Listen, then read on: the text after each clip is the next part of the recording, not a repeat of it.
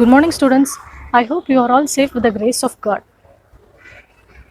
And these are the answers for your previous assignment. You should check it. Okay? These are the answers.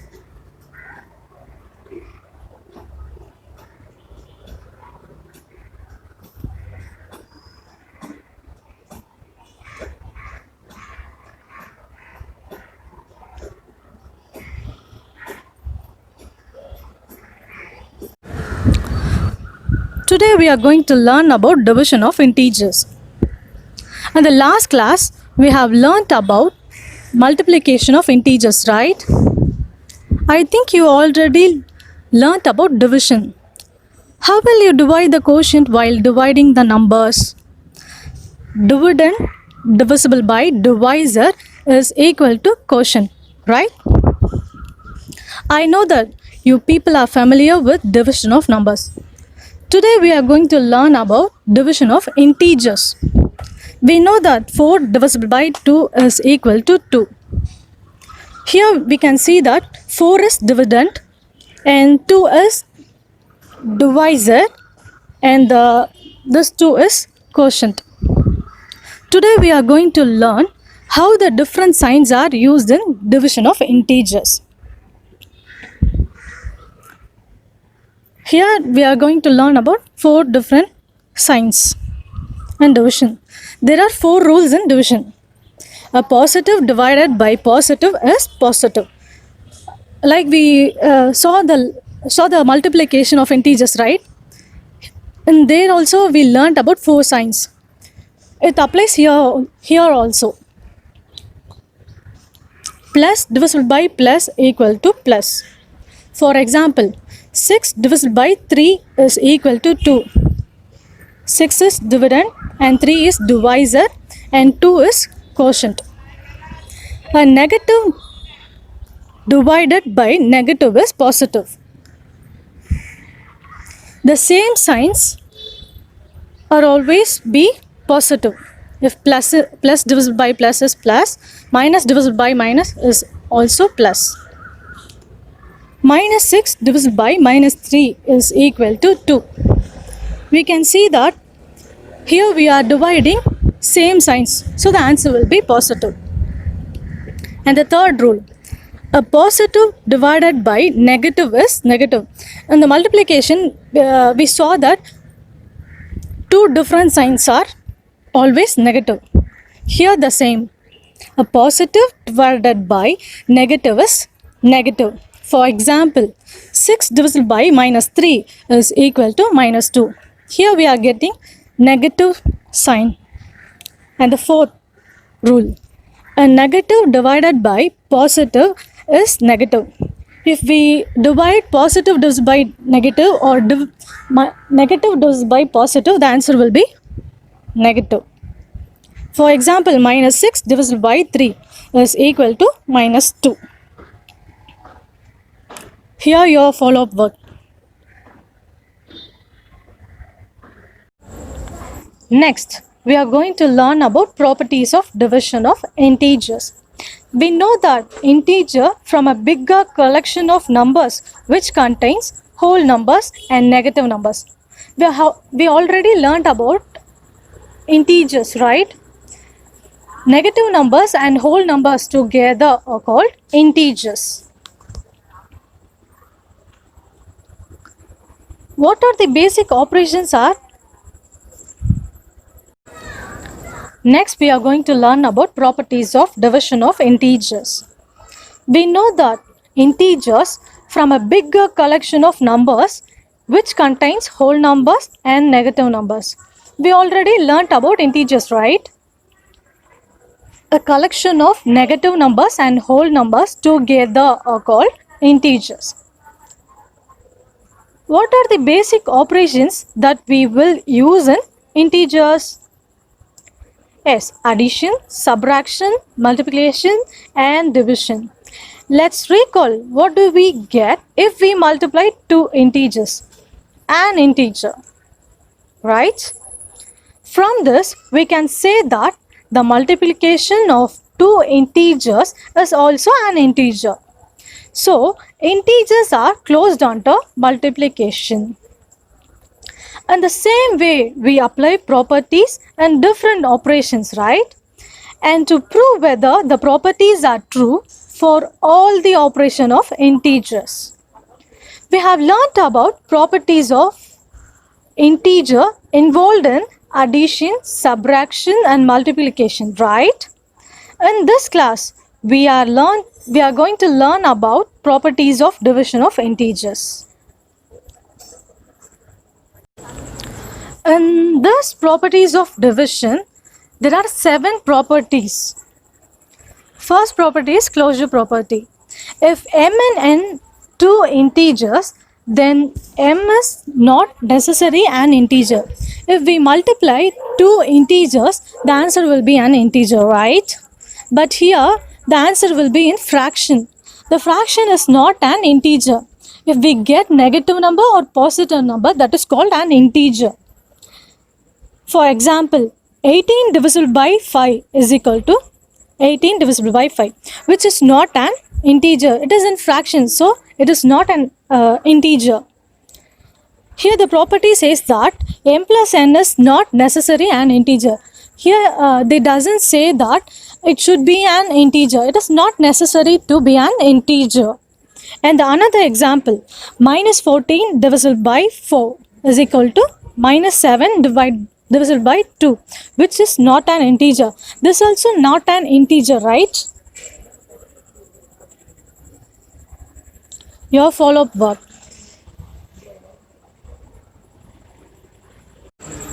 Next property, if m is an non-zero integer, then m divided by m is equal to 1. If we divide same number, the answer will be 1. Here the property says that if we divide non-zero number means it doesn't include 0, okay?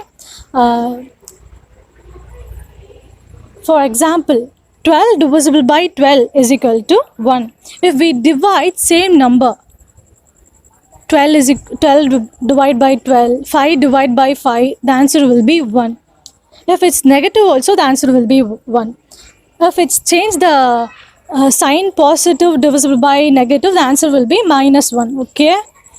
Here the another example, minus 25 divisible by minus 25, the answer will be 1. Here we can see that the two sums are in same sign, so the answer will be positive. Here your follow-up work.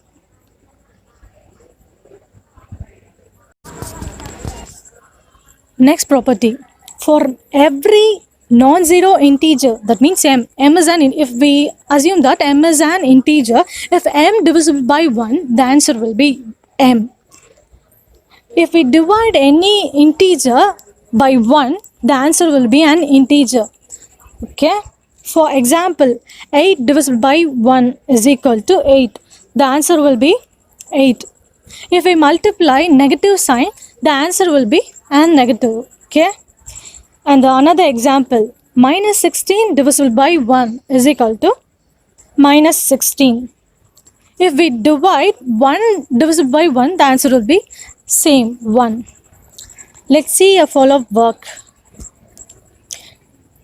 These two is your follow-up, okay? Another property, fourth property, it is very simple. For every non-zero integer m, if we divide 0 divisible by any non-zero integer, the answer will be 0. For example, 0 divisible by 6 is equal to 0. Before class we have learnt about multiplication, right? If we multiply 0, the answer will be 0, right? If we multiply 0 into any non-zero integer, for example 6, 0 into 6, the answer will be 0. Here the same, okay? And another example, 0 divisible by minus 11 equal to 0. And next, 0 divisible by 1 equal to 0. And next property, zero division property. For every integer m, m divided by 0 is not meaningful. It doesn't contain any and correct answer. It's meaningful, okay? Not defined. For example, 8 divided by 0, which is not meaningful. And the another example, minus 3. If it's positive or negative, the answer will be not meaningful, okay? Minus 23 divided by 0, which is not meaningful. Here your follow-up work. It's true or false. Next property, sixth one, associative property. And this property, if L, M and N are non-zero integers, L, M and N has an integer, non-zero value, then unless N has 1 as an value, if N is equal to 1, we can prove this property. L divided by M divided by N is not equal to L divided by M divided by N unless N is equal to 1. If we doesn't have N value as 1, we cannot prove this value. Let's see that. When N is equal to 1, L divided by M divided by N is equal to L divided by M divided by 1 equal to L divided by M. And the right side, L divided by M divided by N is equal to L divided by M divided by 1. The answer will be L divided by M. If we doesn't have N value as 1, here the property cannot prove. Okay? Your follow-up work. Property 7. If L, M and N is an integers, then L is greater than M and N is positive. If L is greater than M and N is a positive value, we can prove that L divided by N is greater than M divided by N. For example, 15 is the highest value. Okay, 15 is greater than 6 and 3 is positive. L value is 15, M value is 6 and N value is 3. 15 is greater than 6 and 3 is positive. Then the answer will be 15 divided by 3 is greater than 6 divided by 3. Here we are getting 5 is greater than 2. Here the answer is 5, right? 15 divided by 3 is 5. 6 divided by 3 is 2. 5 is greater than 2. And the another one, if L is greater than M and N is negative. In the previous example, we saw that N value is positive. Here N value is negative. Then the property L divided by N is lesser than M divided by N. Here the property says L divided by N is lesser value. L divided by N is lesser than M divided by N. For example, L is greater than M. 18 is greater than 9, right? And the N value is minus 3. It's a negative value. Then 18 divided by minus 3. 18 divided by minus 3 is minus 6. And it's lesser than 9 divided by minus 3. 9 divided by 3 is minus 3. 6 is lesser than minus 3. Here we see that minus 3 is lesser value. And here your follow-up work.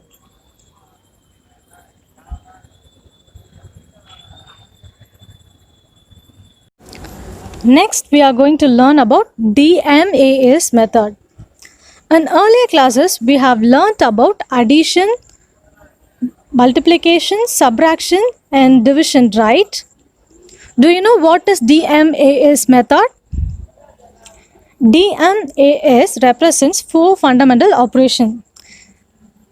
D stands for division, M stands for multiplication, A stands for addition and S stands for subtraction. In this, if an expression has more than one fundamental operation, we should use this rule. In earlier classes, we have learnt only subtraction. We will do only subtraction, addition, multiplication, like that, no?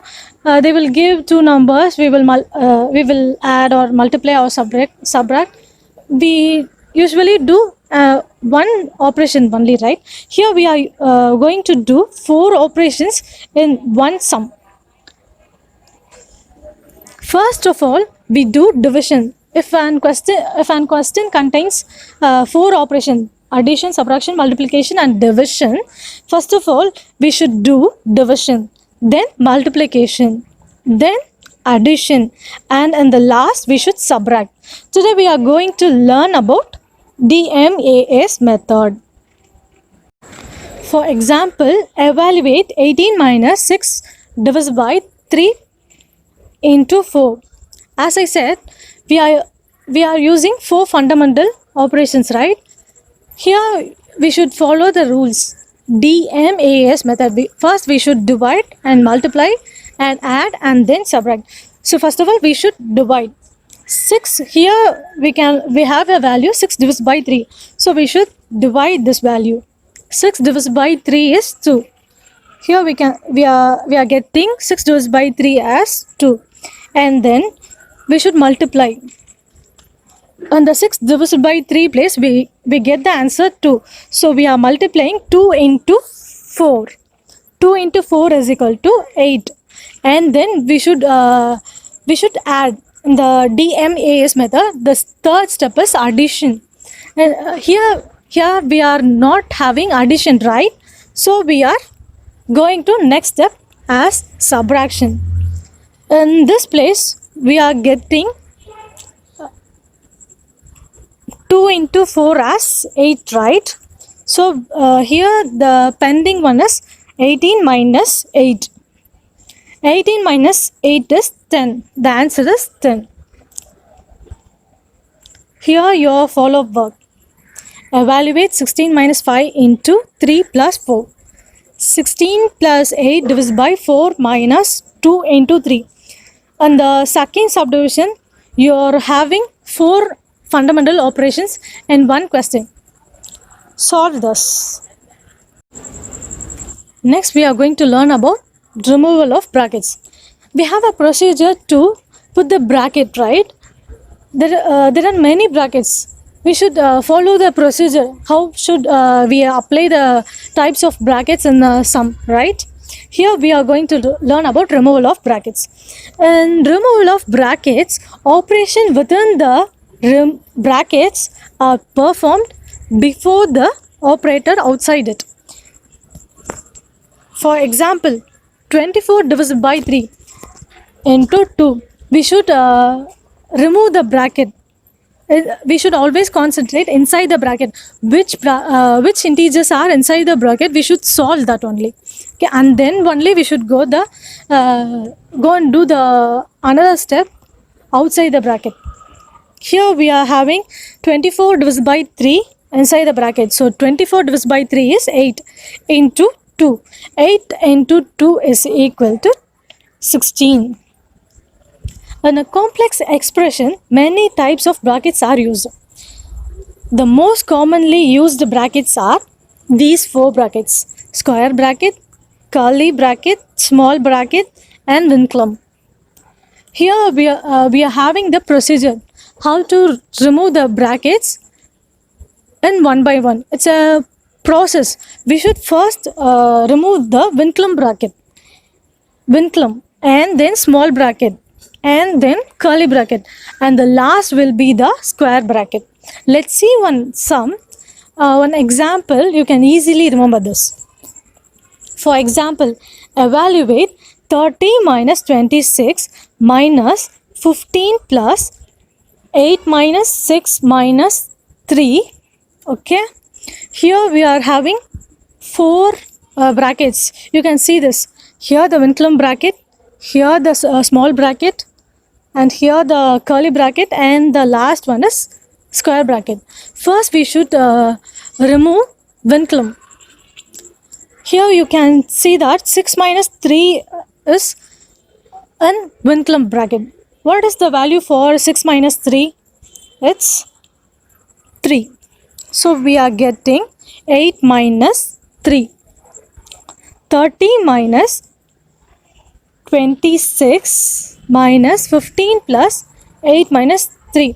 First we are removing Vinculum bracket, and the next step removing small bracket. Which is under small bracket? 8 minus 3 is in small bracket. What is the value for 8 minus 3? That's 5, right? So next we are removing small bracket. 30 minus 26 minus 15 plus 5, and we are going to remove curly bracket. Which is inside the curly bracket? Which integers are inside the curly bracket? 15 plus 15, right? And we are adding 15 plus 5. The value is 20. And we remove curly bracket. And the last square bracket. We have only square bracket, right? 30 minus 26 minus 20. And then we are removing square bracket. Which values are under square bracket? 26 minus 20. If we subtract 26 minus 20, the answer will be 6, right? Here we are removing square bracket, and the value is 30 minus 6 is equal to 24. Here your follow-up work. These two subdivision. Evaluate 30 minus 8 plus 31 minus 32 minus 10. And the another one, evaluate 4 minus 5 minus 2. Thank you.